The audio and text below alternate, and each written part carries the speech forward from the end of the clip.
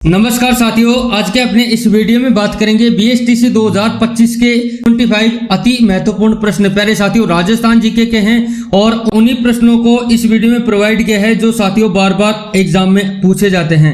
याद जरूर कर लेना इन प्रश्नों को। रिक्वेस्ट है आप सभी से और वीडियो में अंत तक जरूर बने रहिएगा और प्रत्येक उत्तर के बाद में आपको 4-5 लाइनों में डिस्क्रिप्शन देखने को मिलेगा। उन डिस्क्रिप्शन में से आपके कई प्रश्न तैयार होते हैं। बिल्कुल गहराई से देखते हैं तो लास्ट तक जरूर रहना और वीडियो अगर थोड़ा सा भी अच्छा लगा हो तो एक लाइक जरूर करके जाना, बस यही चाहता हूं। और चलते हैं अपने पहले प्रश्न की ओर।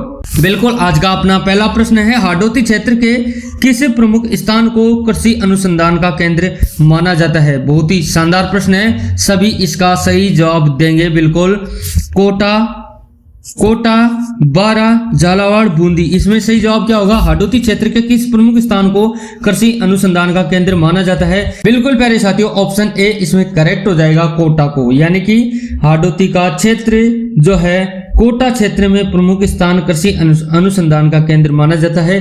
ऑप्शन ए इसमें करेक्ट हो जाएगा। और सभी साथी जो है अपनी अपनी प्रतिक्रिया जरूर देना, जिससे स्वयं को आइडिया लग जाएगा आपकी कितनी तैयारी है। और इसमें बात करते हैं, कोटा में कृषि विज्ञान केंद्र और राजस्थान की कृषि विश्वविद्यालय की शाखाएं सक्रिय है। यहाँ चावल, गेहूं, धनिया की नई किस्मों पर अनुसंधान होता है। हाडोती को धान की कटोरी कहा जाता है। और कोटा थर्मल और सिंचाई सुविधाओं से कृषि में वृद्धि हुई और IGNP परियोजना से क्षेत्र में जल उपलब्धता बढ़ी है। बहुत ही गहराई वाली बातें हैं, आप देख चुके हैं। और अगला प्रश्न है, भट्टारक परंपरा राजस्थान के किस समुदाय से जुड़ी हुई है? वैष्णव, जैन, बौद्ध और नाथ। प्यारे साथियों, सही जवाब क्या होगा? बिल्कुल ऑप्शन बी इसमें करेक्ट हो जाएगा। भट्टारक परंपरा जो जैन समुदाय से जुड़ी हुई है, ऑप्शन बी इसमें करेक्ट हो जाएगा। और इसमें बात करते हैं, भट्टारक दिगंबर जैन मठों के प्रमुख होते हैं। मध्यकाल में राजस्थान के भट्टारक परंपरा पुष्ट हुई, विशेषकर चित्तौड़गढ़ और भीनमाल में। यह धार्मिक शिक्षण व संरक्षण की परंपरा थी। भट्टारक गुरुओं ने अनेक ग्रंथों की रचना की। यह परंपरा धीरे धीरे 19वीं सदी में समाप्त हो गई थी।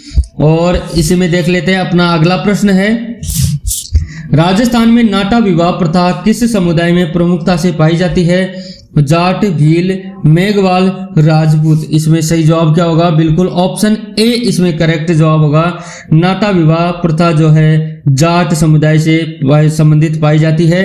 ऑप्शन ए इसमें करेक्ट हो जाएगा। और इसमें बात करते हैं, नाटा विवाह एक पुनर्विवाह प्रथा है। इसमें विधवा स्त्री को पुनः किसी अन्य पुरुष से विवाह करने की अनुमति होती है। यह सामाजिक रूप से स्वीकृति प्रथा है, विशेषकर मारवाड़ और शेखावटी क्षेत्र में। और नाटा में वधू के लिए धनराशि दी जाती है। इससे समाज में पुनर्विवाह की मान्यता को बढ़ावा मिला है। और अपना अगला प्रश्न है, कीलक शब्द राजस्थान से किस ऐतिहासिक स्थल से जुड़ा है? कीलक शब्द राजस्थान से किस ऐतिहासिक स्थल से जुड़ा है?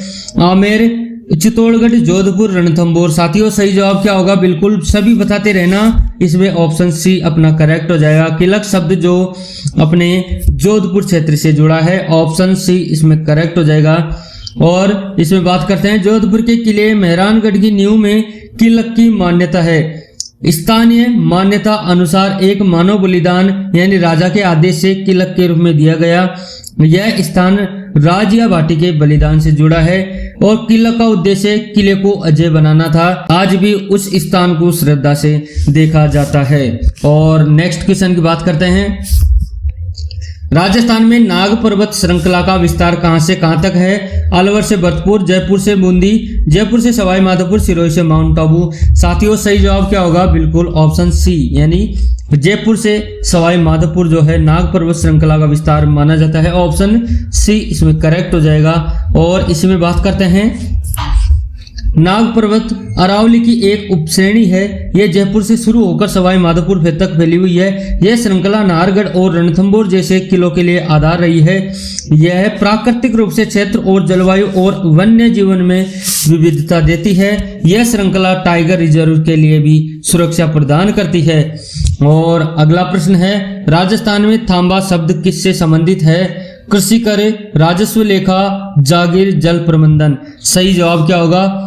बिल्कुल सही जवाब अपना जागीर हो जाएगा। राजस्थान में थांबा शब्द जो है जागीर से संबंधित है, ऑप्शन सी करेक्ट हो जाएगा।